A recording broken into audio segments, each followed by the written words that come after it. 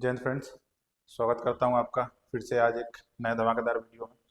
जैसा कि हमारा प्रोटीन का सीरीज चल रहा है अभी, तो प्रोटीन के सीरीज में हम लोग कल देख लिए थे लगभग 11 या शायद 12 प्रोटीन के आसपास। आज जो बचे हुए प्रोटीन हैं उसको कवर करेंगे और फिर आगे मैं विटामिन का सीरीज लेके आऊँगा। और जैसा कि मैं आप लोग को बार बार कह रहा हूँ, आपका रिस्पॉन्स अच्छा रहा तो इस पर पूरा प्रॉपर मैं बैच ही स्टार्ट कर दूंगा।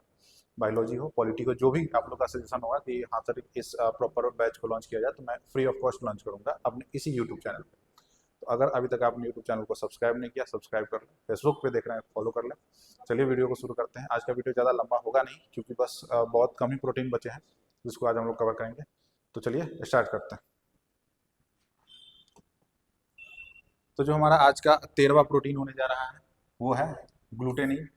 ग्लूटेनिन के बारे में बात की जाए तो ये गेहूं में पाया जाने वाला प्रोटीन है और ये कैंसर कारक हो सकता है। कहने का मतलब है कि ग्लूटेनिन, अगर आप गेहूं खा रहे हैं तो जरूरी ही नहीं है कि आपको कैंसर ही हो जाए, लेकिन ग्लूटेनिन प्रोटीन के बारे में ऐसा कहा गया है, इसका ऐसा लक्षण है कि अगर ये आप ज़्यादा मात्रा में कंज्यूम करते हैं तो आपको क्या हो सकता है, कैंसर हो सकता है। इसलिए ग्लूटेनिन को बोला गया है कैंसर कारक प्रोटीन। और ये पाया किस में जा रहा है, तो गेहूं में पाया जा रहा है। क्लियर है? आगे चलते हैं। अगला प्रोटीन हम लोग देखें तो प्रोटामाइन। प्रोटामाइन के बारे में आप लोग देख चुके हैं। मैं पिछले वो जो एक छोटा सा इन्फॉर्मेटिव वीडियो मैंने बनाया था प्रोटीन के ऊपर, जिसमें लगभग 4 या 5 प्रोटीन मैंने कवर करवाया था।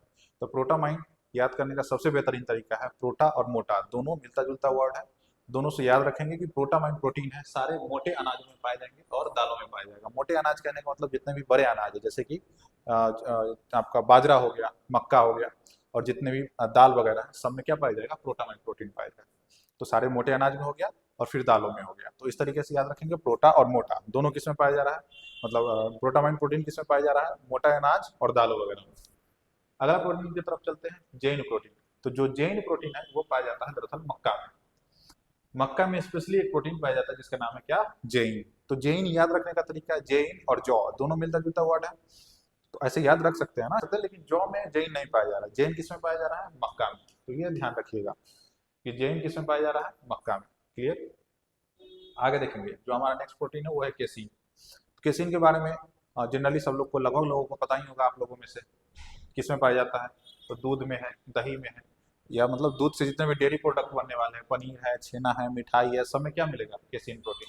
तो जितने भी डेयरी प्रोडक्ट हैं, दूध वाले जितने भी प्रोडक्ट्स हैं, सब में क्या मिलेगा, केसिन प्रोटीन। याद रहेगा, मतलब दूध, दही, पनीर, छेना, ये सब में क्या देखने को मिलेगा, केसिन प्रोटीन। मतलब डेयरी प्रोडक्ट जितना है सब में केसिन प्रोटीन।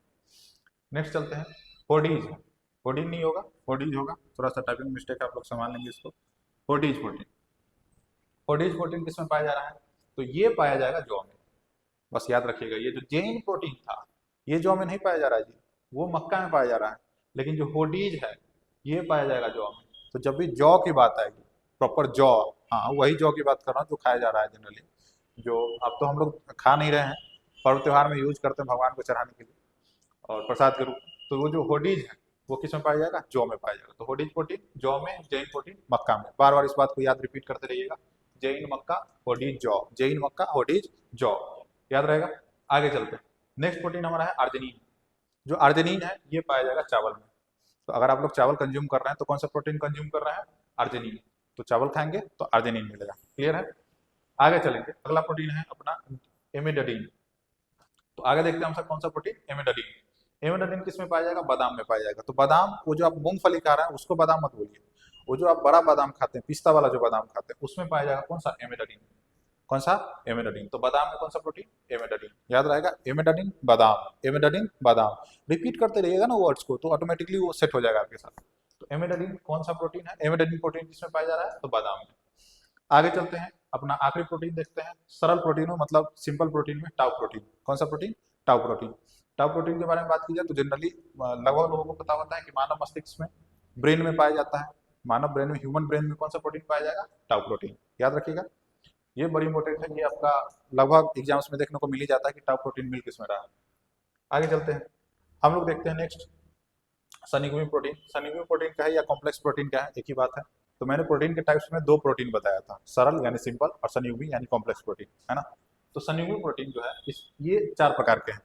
मेनली इसमें बस 4 ही टाइप्स पढ़ने हैं, इसके बारे में ज्यादा कुछ खास पढ़ना नहीं है। सनीग्यूमिन इसलिए बोला जा रहा है, युग्म मतलब जोड़ा, दो चीज़ों से मिलकर, दो से अधिक चीज़ों से मिलकर बना होगा। ऑब्वियस सी बात है, संयुग्मिक प्रोटीन में जितने प्रोटीन भी आएंगे सब दो या दो से अधिक चीज़ों के मिलने से बना होगा।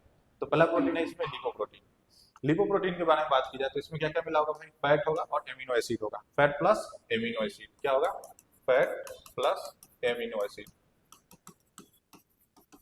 हाँ, वही एमिनो एसिड जिसके बारे में मैंने बात किया था कि लगभग 20 छोटे छोटे एमिनो एसिड मिलने से क्या बन रहा था, प्रोटीन बन रहा था। क्या बन रहा था, प्रोटीन।